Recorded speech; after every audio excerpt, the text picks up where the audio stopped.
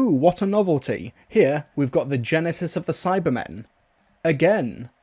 Again! Hello ladies and gentlemen, my name is Mr. TARDIS, and this is a Big Finish release for 2025 that, when it was first announced, I just thought, what on earth is the point of this? The Genesis of the Cybermen. This is part of the Big Finish Lost Stories range, where original concepts for the classic series get readapted, reappropriated, with the appropriate actors. Last year, we had the initial story concept for the 10th anniversary, The Three Doctors, and we also had Operation Werewolf, which was a Season 6 concept that never got off the ground. For 2025, we've got 2 more Lost Stories being dropped in this range. We don't know what the second one is, but the first one that's been released is Genesis of the Cybermen. And the story behind this goes that Cyberman co-creator Gerry Davis in the early 1980s pitched a Doctor Who story to John Nathan Turner. The story outline was pretty generic. It had a doctor and a single companion. John Nathan Turner turned it down. It would later sort of get adapted in 1988 by David Banks, who wrote a book about the Cybermen. And now in 2025 we have David K. Barnes taking the skeleton of that idea, the idea of the origins of Mondas and medieval royalty and a lineage and a power succession basically, and adapting it into a 4-part Season 19 story. And when I say Season 19,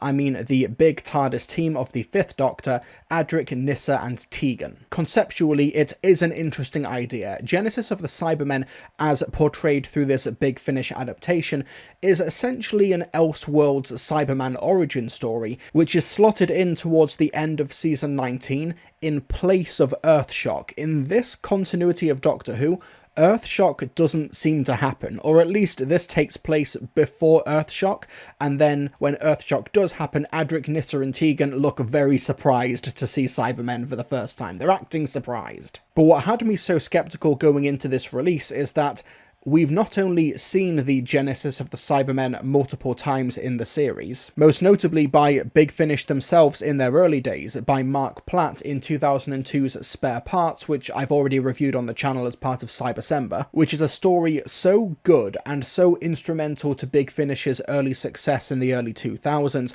that the TV series itself was kind of forced to follow in its footsteps, with Mark Platt getting a partial credit for inspiring the Rise of the Cybermen and the Age of Steel 2-parter from 2006. And Stephen Moffat, of course, taking multiple notes from Spare Parts with the 2-parter World Enough in Time and The Doctor Falls in Series 10. This is one of amongst many early Big Finish stories that essentially cemented them as a brilliant part of the Whoniverse more broadly, as like an expanded medium, as a format basically. So to now, over 20 years later, adapt Genesis of the Cybermen with the same Doctor and part of the same TARDIS team with Nyssa, I was just thinking, what's the point? But look at me dancing around the topic of whether or not I thought this was any good or not. Let's actually dive into Genesis of the Cybermen, because it does tell, for what it's worth, a very different version than we saw in Spare Parts. So like I said, Genesis of the Cybermen is a classic 4-parter with the 5th Doctor, Adric, Nyssa and Tegan. The TARDIS essentially breaks down, it bumps into a planet that's not meant to be there, and the world they step out into is essentially medieval England. However, it's medieval England with really futuristic technology and cybernetics, but it's also a dying planet. The world that they've landed on, and the citizens of this planet call it the world, it has a decaying orbit. It's slowly heading towards the sun, causing the planet to get hotter and the gravity to become stronger, and the population aren't able to adapt quickly enough and their lifespan is getting shorter. It's here where we find a scientific prodigy, the young Prince Dega, played by Michael Abubakar, trying to take care of his dying father by pioneering new cybernetic technology, and we have Dega's older brother Sylvan, played by Nuhazet Diaz-Kano, who is the next in the line to the throne but is much more interested in the theatre and the stage than science and the impending doomsday. The Doctor and friends, not realising where they've landed, start trying to get involved, start trying to help, including Nyssa, who tries to help Dega and help his research and trying to help save his father. However, Sylvan figures out quite early on that the people who have landed on this world are time travellers, and he is desperate to know what is going to become of his people, what's going to become of him if he becomes king. He forces his way into the TARDIS jumps 30 years into the future, and then Sylvan, with no way to return home without drastically breaking the web of time, has to try and become the leader that the world, now Mondas, desperately needs him to be, but it could be way too late. as Dega, now in the future, played by Colin Tierney, has taken the technological advancements and the ideas that Nyssa gave him 30 years ago and has created the first Cybermen. You walk too slowly. So sorry. I'm admiring the architecture. Must you antagonize them? Testing their limits, Tegan. They're primitive, unfinished. Cybermen can usually adapt to anything, but these ones are struggling to cope with new data. New data? He means us. Exactly. They even seem annoyed with me. Hardly a surprise. You could irritate a kettle. You say you've met the Cybermen before? Many times, on many planets, but this is where it starts. I wonder how long we've been gone. Sorry. Planets? You mean to say you've been to other worlds? On occasion, I even find intelligent life. Out there? That's impossible. Maybe if you spent more time looking up at the sky than looking in your mirror. I imagined it, of course. My father used to tell us stories, sitting by his telescope, about a planet like our own. Your father was right. It's called the Earth. Wait a minute. You're saying Earth has a twin planet? We're walking on it. Back on Earth, mankind is just beginning. Mondas is far more advanced. And hotter. Yeah. I'm used to scorching summer, but this is ridiculous. Feels like I need more effort just to walk. The planet's getting closer to the sun with every orbit. It's not just the heat. The gravity's increasing. You're not making any sense. My brother is a scientist. Not even he believes in life among the stars. So that premise already has Genesis of the Cybermen differentiating itself from Spare Parts quite significantly, and I say that as a compliment because you don't really want to regurgitate the same story. I really like the idea that Mondas did used to be this like medieval hybrid society, and that the heir to the throne is a man of the culture and of the arts, something completely antithetical to the Cybermen's cold logic. I think that there's a real great like fairy tale irony to that symmetry, or lack of symmetry, I should say. And I think the idea of Sylvan being forced to confront his insecurities, being forced into the position of hero that he's played on the stage, but is so nervous about, adopting that mantle in real life, and that's thrust upon him when he returns to the world 30 years later with no way to go back. And I will say, and this is about as subjective a reading of the story as you can get, like, as you heard from that clip, which is at the start of part 2, this story takes place in a separate continuity where Earthshock doesn't happen after Black Orchid. Instead, it's this story. And with that, during the 2 hours I was listening to Genesis of the Cybermen, a depressing thought lingered in my mind when listening to it. Does Adric still die at the end of this story? And seeing Adric's journey over the course of this story, that thought was lingering in the back of my mind throughout. I wouldn't dare spoil anything that does happen to the cast at the end of this story, but just the idea that this Elseworld story, because that's essentially what this is, this Elseworld story could drastically, pivot the Fifth Doctor's personal history, and then you could maybe branch out a whole series out of that. I'm just spitballing here.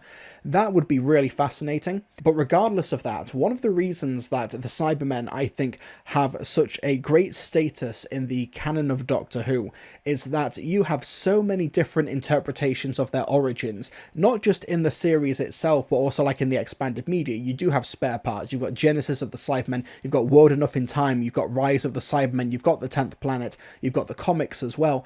It's really fascinating because the Cybermen are essentially working as a metatextual silver mirror to humanity, and that this is a weird, inevitable quirk of cosmic fate for the people of Mondas. In the story, Adric gets separated from the group and he's talking to a civilian who he promises that they can save. He says the Doctor has saved planets before, he's saved worlds before, but that's the limitations of Doctor Who as a format, hitting headlong against the Cybermen as a fictional concept. The Doctor can save worlds, he has saved worlds, but this particular one is already doomed. It's destined for this path. That's why I love the idea in all of these retellings of the story that why Mondas gets separated from its orbit, gets separated from its twin Earth, and gets flung around the universe. Sometimes it's given a concrete cause, sometimes it's given a theory, but for the most part it's this just happened. This was destiny for this world, and that's so tragic, and I love it. And that's why Genesis of the Cybermen, while it doesn't quite hit the peaks of Spare Parts, still works as a very valid and thought-provoking and powerful alternative origin story to the Mondasian Cybermen. I think the cast are great. I think the standout here is Kelly Price as Queen Meta. There's also the younger Meta in the 30 years prior segments played by Evie Ward Drummond. But Kelly Price playing this really manipulative but very damaged person who has seen God knows what's happened over the past 30 years trying to fight for survival and trying to retain her own humanity. That's a really effective arc. And Sarah Sutton as well is brilliant as Nyssa, who carries this guilt on her conscience, on her shoulders, of having given Dager the formula, the inspiration to convert his people into Cybermen, and that really weighs heavily on her. However, that is a slight issue with Genesis of the Cybermen. I think that part 4 really does rush to a conclusion, and there's never really a chance for Nyssa or the Doctor or anyone really to unpack the adventure that they've just gone on, which is a massive shame. It's a really harrowing arc for Nyssa, which is why I'm maybe hoping against hope that the next Lost story that's being adapted maybe continues along this thread. I really hope, just for the sake of that character's story, that is what's happening, but I'm not going to hold my breath. But in a way, it kind of makes me wonder if Genesis of the Cybermen, if it did need to be a conventional Doctor Who story, like did the 5th Doctor, Nyssa, Tegan and Adric, did they really need to be here? Could it have just been a really effective story of medieval succession that then becomes a Cyberman body horror later on? They maybe could have done that. But then again, Jerry Davis pitched the original brief with a Doctor and a companion, so okay, I understand that it's trying to be faithful to that. And I'm sorry to keep on bringing up Spare Parts, but it does cast a massive shadow. I talked about its priors earlier, just how much it inspired in the expanded universe, but there's a few things in Spare Parts that just inherently, in my opinion, make it a significantly more interesting story than Genesis of the Cybermen. Not just in a subjective quality approach, like for example, there's nothing in Genesis that even comes close to, father must see my uniform. There's nothing here that even remotely touches something like that. But just in some of the smaller creative decisions, like the death of Adric, because this takes place early season 20 with the 5th Doctor and Nyssa, just those two travelling alone between Time Flight and Arc of Infinity. So the death of Adric in Earthshock does loom over those two characters in Spare Parts, and they kind of have to unpack that trauma a little bit when facing the Cybermen. Genesis has nothing like that. But another thing that Spare Parts has over this, in my opinion, is that the decision to upgrade in Spare Parts is on a collective group that weighs their options, with the committee, which is this really grotesque Harlan Ellison sort of inspired, very gothic horror creation. Whereas Genesis of the Cybermen, and to be quite reductive when I phrase this,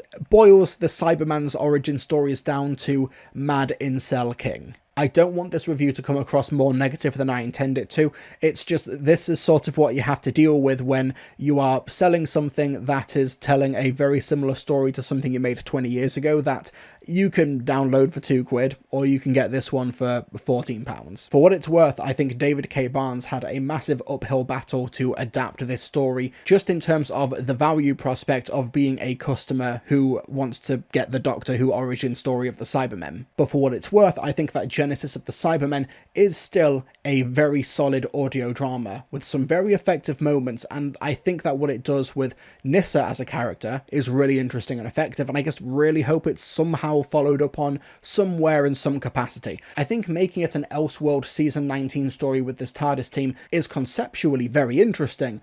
I think that they just need to build upon that framework a bit more, because otherwise you have the 5th Doctor and Tegan as well kind of standing around with very little to actually do. I don't do numbered scorings for these Big Finish reviews, but if Spare Parts is a 10 out of 10, then Genesis of the Cybermen is a 7 or an 8. Still good, still conceptually a very interesting listen and an interesting adaptation of pretty limited source material, because Jerry Davis never actually wrote the treatment properly, but it's still an engaging and frequently tragic 4-parter about another aspect of this doomed civilization. And you know me, when the Cybermen are being depicted as more akin to a tragedy than anything else, for me that's when the Cybermen are at their best. But we've already done this, and it's one of the best things Big Finish have ever made. So if you have listened to Spare Parts 50 times, then yeah, maybe dive into Genesis of the Cybermen. If you haven't listened to Spare Parts, go listen to Spare Parts first, and then maybe get some distance and time between that and Genesis of the Cybermen, because I think that's the best way to really engage with it. So yeah, did Genesis of the Cybermen justify its creation? Partially.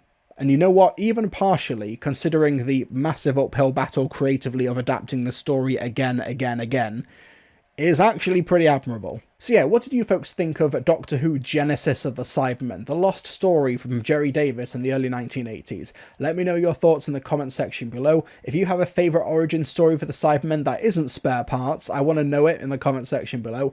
Thank you so much for watching, and folks, I'll see you all next time.